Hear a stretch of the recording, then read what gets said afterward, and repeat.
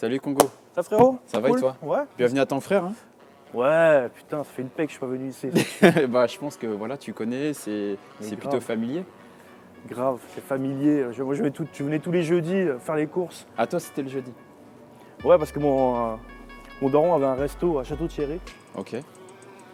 Et le jour de fermeture, c'était le jeudi. Donc il faisait quoi? 1 heure et demie de voiture, c'est ça pour venir? Il faisait 1 heure et demie de voiture et puis on venait voir la famille aussi, tu vois. Ok. Donc on faisait les courses, voir la famille, se tuer le ventre, manger des bons feux. Et puis voir les tontons, les tatas, etc. Quoi, ouais, tu vois. bah contexte familial, forcément. Et puis course. Ouais, il fallait recharger le... Recharger le resto. Uh-huh. Ouais, c'était des bars. Hein. Bon, sinon, Congo, présente-toi, parce que on a appris à te connaître, nous, l'équipe Y2TV, donc récemment. Ouais. Mais je pense que il y a des gens qui méritent de savoir qui tu es et ce que tu fais. Congo, c'est un jeune gars passionné de graffiti quand il était ado et en fait qui est toujours addict à ça, mais d'une autre manière, à le faire évoluer dans la vision des gens. Donc j'ai commencé à peindre dans la rue, ouais. À peindre des mobiliers urbains, okay. À peindre des camions, enfin des trucs, voilà, un peu tout ce qui me tombait sous la main à l'époque. Et je suis parti aussi. Métro, tunnel, on fait quelques trucs comme ça, ambiance avec les potes quoi. Okay. Mais je n'étais pas un expert là-dedans. Moi je me suis plutôt, on s'est plutôt concentré on va dire avec mes potes des Macs à faire des grandes fresques en fait. Des Macs, c'était les Macs c'était mon collectif okay. Qu'on a créé qui était créé en 83 par Ragtime et Gandhi, deux potes. Je suis né en 83. T'es né en 83, tu vois. J'imagine que ça ne te rajeunit pas, même si tu es toujours jeune. Mais... Et puis moi j'ai intégré le groupe en 87. D'accord. 88, 87. Et d'ailleurs, comment ça se définit? On dit que tu es graffeur ou tu es artiste, street artiste? Comment on peut appeler ça?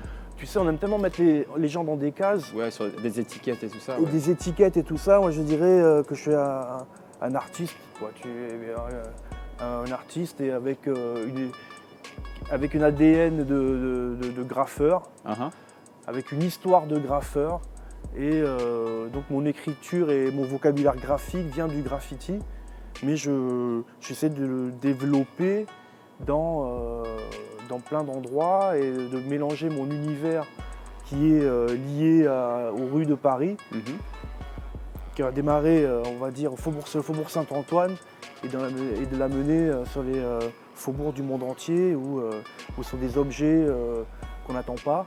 Moi, je suis arrivé réfugié politique, donc quand tu avais une grande baraque, une grande famille et que du jour au lendemain, les hommes se retrouvent en son prix, toi tu te barres de ton pays avec des faux papiers pour arriver dans un autre pays qui est aussi le tien, hein, mais d'arriver comme quelqu'un de déraciné, tu vois, tu comprends vite c'est quoi le mot éphémère.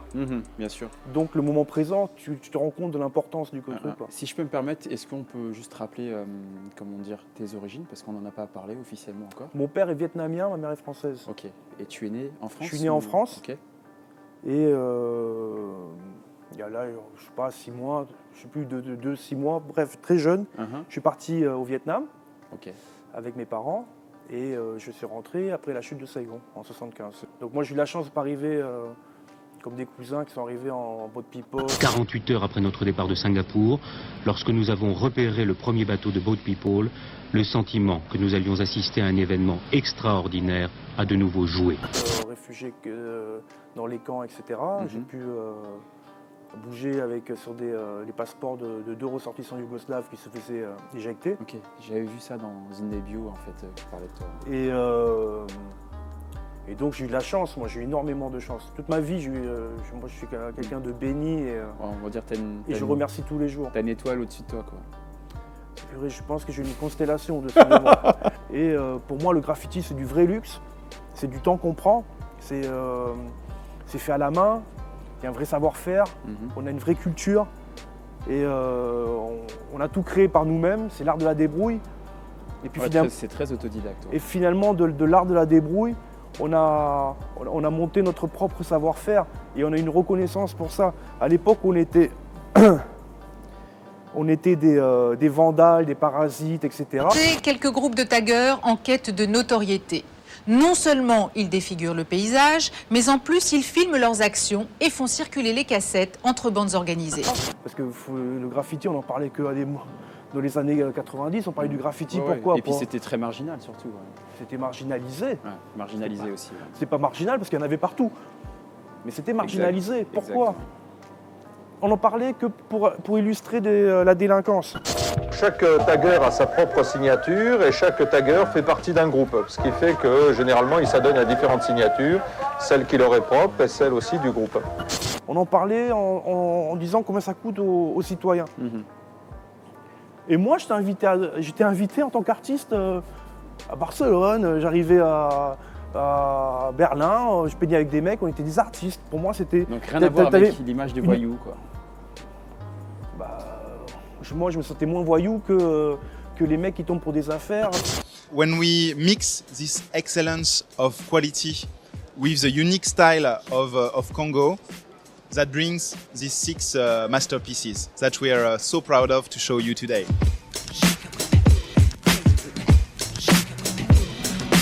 Et je veux que les médias ils parlent de nous d'une autre manière. Donc là, j'ai créé un festival avec mes potes qui s'appelle Cosmopolite. Et je crée à Bagnolet. Donc moi j'ai toujours évolué entre Montreuil, Bagnolet, tu vois, c'était mon secteur d'activité on va dire. Okay. Et donc Bagnolet, je monte le festival Cosmopolite. Et là d'un coup, je me rends compte qu'il y a des médias qui s'accaparent le projet et qui en parlent. Quelques années après, on commence à avoir des collectionneurs qui viennent nous voir, nous dire ouais, moi j'aimerais faire une collection de graphes, etc. Est-ce que tu peux m'introduire auprès de graffeurs, etc. Donc une espèce de reconnaissance de personnes qui ont envie de rentrer un peu dans le mouvement. De rentrer dans le truc et de le soutenir. Et de soutenir l'idée. Ça se passe. Et puis t'as un mec... C'est une super reconnaissance en tout cas. Ouais, c'est une vraie reconnaissance. Et là t'as un mec qui fait une expo au Grand Palais. Alors le tag au Grand Palais, qui l'eût cru il y a seulement quelques années? Au total, 300 œuvres issues de cet art de la rue ont été réunies pour cette première mondiale. Ce collectionneur s'appelle Galicia. Et on en pense qu'on veut, mais en tout cas, à partir du moment où il a commencé à mettre son intérêt en tant que collectionneur dans cet art-là, ouais. Dans cet art-là, il a commencé à y avoir des nouvelles galeries qui s'ouvrent. Il a commencé à y avoir des opportunités pour des artistes d'exposer. Il a commencé à y avoir une vraie énergie positive en fait, qui se met en place. C'est comme s'il avait allumé la lumière dans la pièce qui était sombre en fait. Exactement. L'architecte, c'est l'artiste de la rue, le premier, puisque sans lui, il n'y a pas de construction, donc pas de mur. Mais aujourd'hui, ce n'est plus le seul. J'ai découvert sur mes chantiers, sur aussi bien mes murs que mes palissades, que d'autres artistes également exerçaient leur talent. La première génération de graffeurs, c'est des bourges. Hein. La première génération de graffeurs, c'est des mecs qui avaient le moyen de partir à New York. Ouais, il fallait se payer le billet. Ça a commencé dans Paris, Intramuros, rue du Bac, etc. C'est surtout des bourges. Okay. La deuxième génération, ça a touché des gamins des banlieues. Et là, ça fait profusion. Et ensuite, ça a durci un peu le trait. Ça a commencé à taguer sévèrement. Mais le graffiti, il n'y a pas vraiment il n'y a pas un milieu social favorisé, tu vois. Il y a autant de bourges tout le monde est à l'unisson que de mecs de cité. A piece of graffiti for your wrist for $800,000. It's called the RM6801, a collaboration with French street artist Cyril Congo. Moi, je suis français, je représente la France. Moi, quand je voyage, que je vais faire des expos à l'étranger, j'ai l'ambassadeur de France qui vient, qui ouvre mon expo. Dernièrement, à Honduras, j'ai été intronisé de la confrérie de Jean Nico, donc les amateurs de cigares, par l'ambassadeur de France à Tegucigalpa. Tu vois, donc je suis français. Bien sûr. D'origine. D'origine, ouais. Donc je kiffe aujourd'hui parce qu'il y a des chefs des mecs comme Tommy Gousset, des mecs comme Pierre Sang, Mhm. qui ont appris la cuisine en France, donc De manière la occidentale. cuisine ouais. française de manière occidentale, Mm. et qui amènent leur origine Mm. dedans.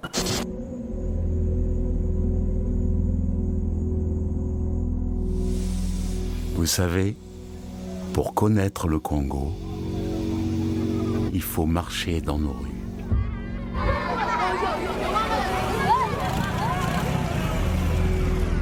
Quand je suis arrivé au Congo, le premier truc que j'ai kiffé quand je suis arrivé au Congo, c'est l'odeur. Parce que ça m'a rappelé direct le Vietnam. D'accord. Et le premier mets qui m'a remis en accord et qui m'a reconnecté, c'était les bananes séchées. Tu vois les bananes déshydratées? Ouais, bien sûr. Ouais. Putain, je l'ai mis dans ma bouche, bim. J'avais 15 ans. Ça me renvoyait quand j'avais 6 ans au Vietnam. Ok. Je fais putain. Et Donc, tu vois, du les coup, papilles Ouais, gustatives, la connexion, elle s'est refaite. t'as à beau ce moment-là. oublier des images, ton cerveau, il a beau vouloir zapper des images un peu dures, un peu Ouais, fortes, certains des trucs, trucs ouais. pour pouvoir essayer d'avancer Ouais, passer à autre et chose. pas vivre dans la galère et tout ce qui peut te prendre la tête, tu vois. Mais alors la mémoire gustative, oublie. Tu prends un truc, bam, là, Ça te remet dedans, là, quoi. Et là, tu reviens 10 ans en arrière Mhm. et t'es sous les pagodes ou avec Noi Hang Noi, et puis voilà, tu vois. Et là, c'est encore un autre délire. Ok. Donc évidemment, moi j'aime manger, j'aime la cuisine parce que c'est la vie. Est-ce que tu cuisines d'ailleurs? Je cuisine grave, C'est vrai? j'adore ça. Tu cuisines bien? La cuisine, c'est comme la peinture. Faut demander à mes enfants. Oh my gosh. No, no, no, no, no. Si ce soir, tu avais un menu à leur préparer, Mhm. qu'est-ce que ce serait et de quoi tu aurais besoin à ton frère pour le faire? Là, Ouais, tout de suite. bah, je pourrais te faire un nasi goreng par exemple, tiens. Nasi goreng? Le nasi goreng, Ok, donc, indonésien. bien sûr. Enfin, pour ceux qui connaissent, oui. Bah, nasi goreng, donc on va prendre du riz, hein. T'as riz sauté déjà? Tac. Ouais, je crois que tu as... Donc là, c'est régulièrement, là, riz parfumé. Voilà, un bon riz parfumé déjà, Ok. tu vois. Bon, moi j'ai plein d'enfants, donc ça c'est pas assez. Je crois que tu vas Ouais, servir. celui-là, là. Tu vois, un extra parfumé, voilà. Un bon riz thaï, comme j'aime. Ok. Quoi d'autre? Ok. Bah, les chips de crevettes, évidemment, c'est le nasi goreng. Et je vais en mettre plein parce que mes gamins ils kiffent ça. Bon, alors, ça c'est pas indonésien. Ah non, Mais ça c'est un côté, voilà, un truc que je peux pas faire autrement. sauce des poissons. Gnoc mam. Là c'est un bon gnoc, c'est la base. Crevettes, tiens, regarde. Hop. Tiens, voilà. Les Black Tiger. Ouais, c'est pas mal ça. Celle-là ou celle-là, tu vois. Black Tiger. Gambas. On se fait plaisir, on va les prendre, on va bien les décortiquer. Les couper Ok. en morceaux. Qu'est-ce faire qu'il faudrait? sauter. Il faudrait quoi d'autre sinon?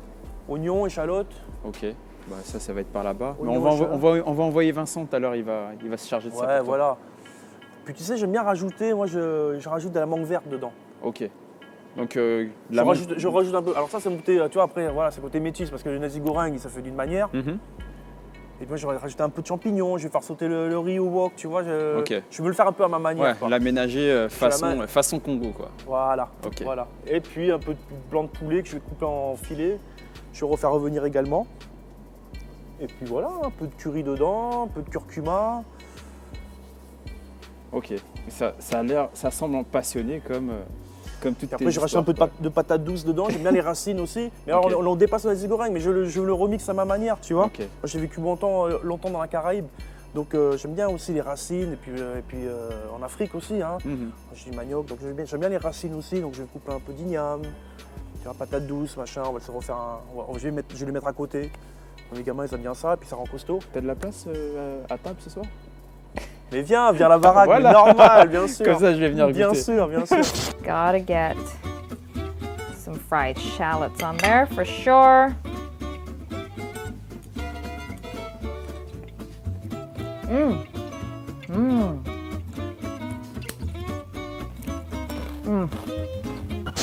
Mais sinon, Congo, d'où ça vient, je pense, du pays, mais est-ce qu'il y a un, C'est en fait quand un je truc suis, particulier quand je suis arrivé en France, quand je suis arrivé en France, en fait, je parlais français avec l'accent africain. Parce que quand tu habites en Afrique, tu parles français avec l'accent africain. Donc tu as habité là-bas? J'habitais à Brazzaville en fait. Okay. Je suis scolarisé là-bas. Et puis mes potes pour gaulerie m'ont appelé Congo, avec ma tête de Nouache. Et surtout avec le graffiti, c'était mortel parce que quand tu marquais Congo, tout le monde pensait que j'étais un Renois. Et quand ils me voyaient en vrai, bah voilà quoi. Ouais, il y a un petit décalage quoi. Il y a un petit décalage et moi j'ai toujours aimé cette idée d'universalité et de reprendre un nom africain. C'est un hommage aussi à ce pays qui m'a fait redécouvrir, qui m'a redonné confiance en moi.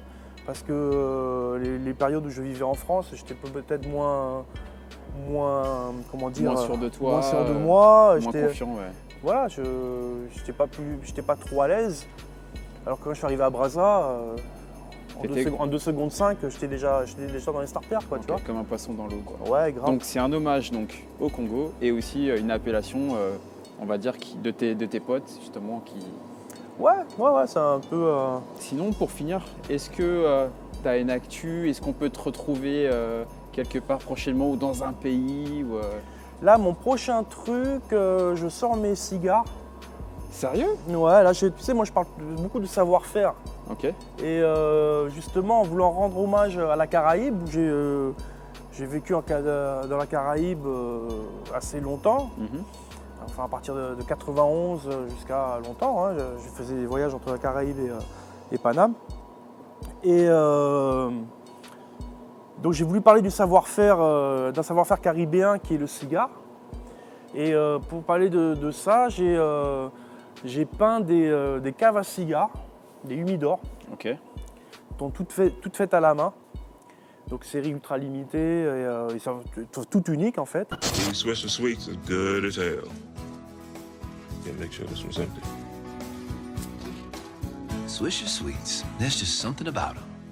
And try our new pre-dump Swisher Sweets as well.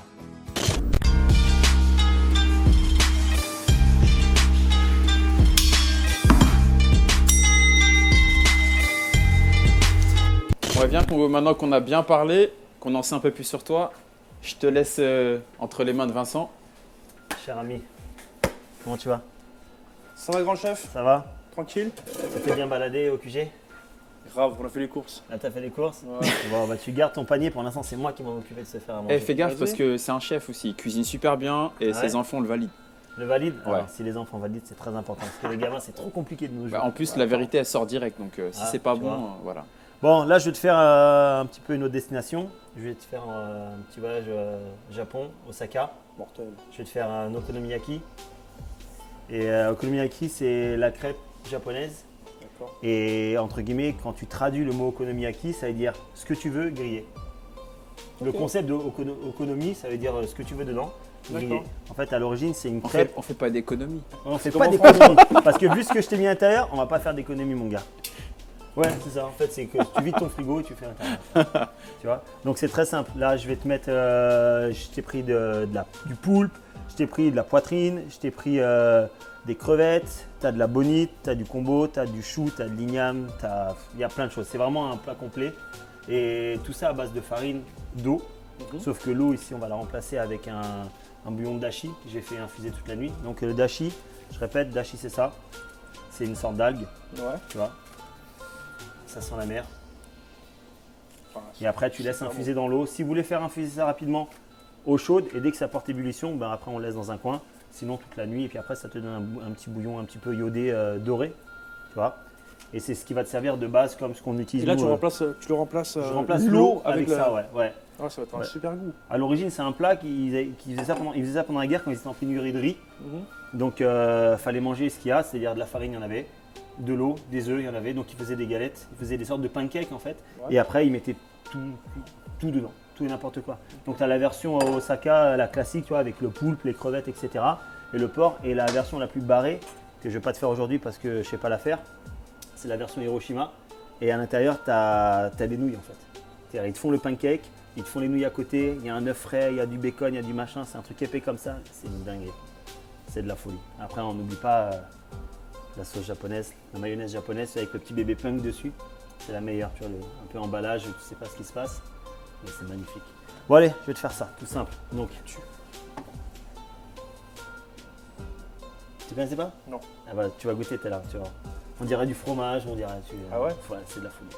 Donc voilà, dans un bol, je vais d'abord te mettre la farine. Ok. Après là-dedans, j'ai mis du sucre, du sel et de la baking powder, c'est de la levure. Ouais. Tu mélanges tout ça. Tout simple, hein, histoire de bien aérer pour qu'il n'y ait pas de grumeaux. Après, pour te faire une texture un peu marrante, on va prendre de l'igname. Bon là, c'est l'igname, c'est basique, hein, tu vois, c'est le truc qui colle au doigt. Et là, j'ai de l'igname japonais. Et là, tu vois la texture. Ah ouais. C'est tout gluant. Et quand vous coupez l'igname, gardez une partie qui accroche. Parce que ça glisse tellement Donc ça peut râper que tu peux pas le tenir. Tu peux pas le tenir avec les doigts, c'est pire que du savon. De toute façon, tu vas voir, là je vais le râper, j'ai ma petite râpe. C'est vraiment chelou comme matière. Tu vois, regarde. Ouais. Et tu prends cette râpe là, et tu vas voir ce que ça va donner. Donc, je vais mettre là-dedans.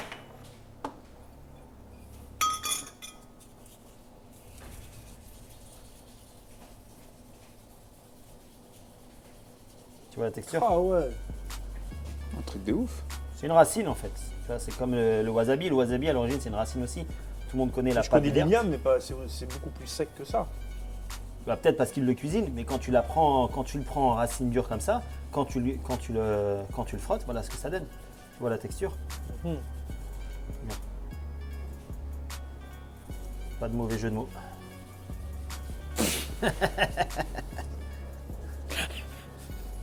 Et tu savais que, bon je dis ça c'est un plat d'Osaka, c'est un peu drôle, mais tu sais que les mecs d'Osaka ils ont plus ou moins une coutume. Laquelle? Faudra qu'il faut regarder sur internet, ça s'appelle le Bang Osaka. Ouais mais...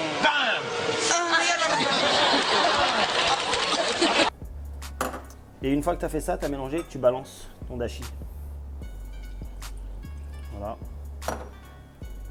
Donc la moitié du bouillon c'est suffisant là. Ouais, il faut à peu près 100... Là j'ai mis 200 g de farine, une pincée de sel, deux pincées de sucre. En fait, faut pas oublier que c'est un pancake. Donc faut vraiment... Que ce soit épais quoi. Faut que ce soit épais mais pas trop non plus. Donc là ce que j'ai fait, j'ai pris du chou, on peut prendre du chou blanc. Là je te coupe du poulpe. Ok. Si vous n'avez pas de poulpe, vous pouvez mettre que des crevettes, vous pouvez mettre du bacon, vous pouvez mettre du calamar, ça marche aussi. L'œuf à la fin. Ok. L'œuf à la fin. Donc tu vois, 2 œufs par rapport à la... Sur 200 g de farine, Sur 200 g de farine, ouais. Après, on met ça, c'est le gingembre, la soudon ou des trucs comme ça. Il est super bon. Ouais. C'est beaucoup plus vinaigré. C'est beaucoup plus vinaigré et c'est moins vinaigré, fort, ouais. ouais. C'est moins fort. Donc tu mets ça dedans. Ça, c'est pas des céréales. C'est souvent les restes de friture. Tu mets ça, tu balances des crevettes.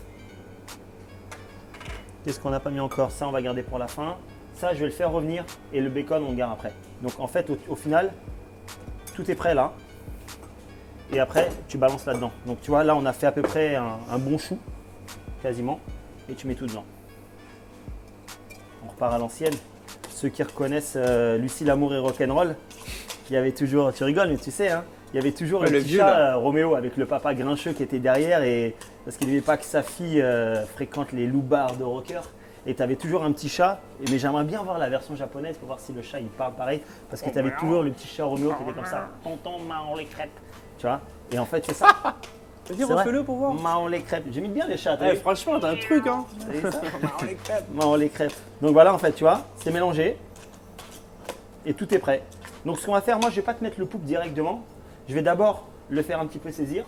Et après, on va le mettre dedans. Et après, on va faire cuire la crêpe. D'accord. Ok, je te laisse prendre ça. Et on reviendra faire le dressage après.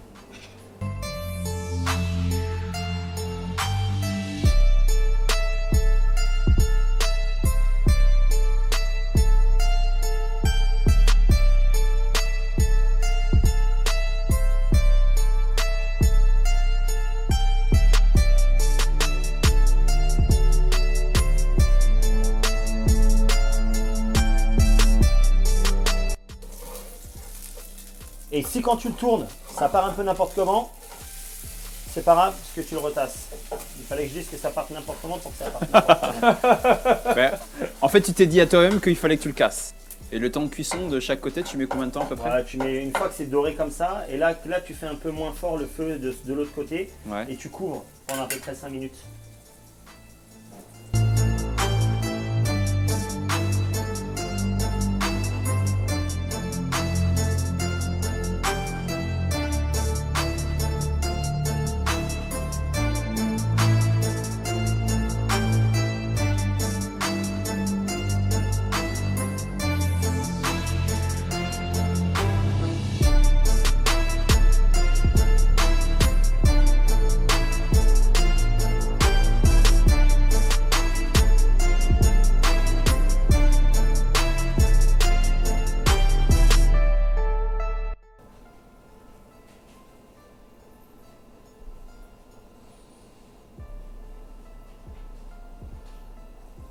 Voilà.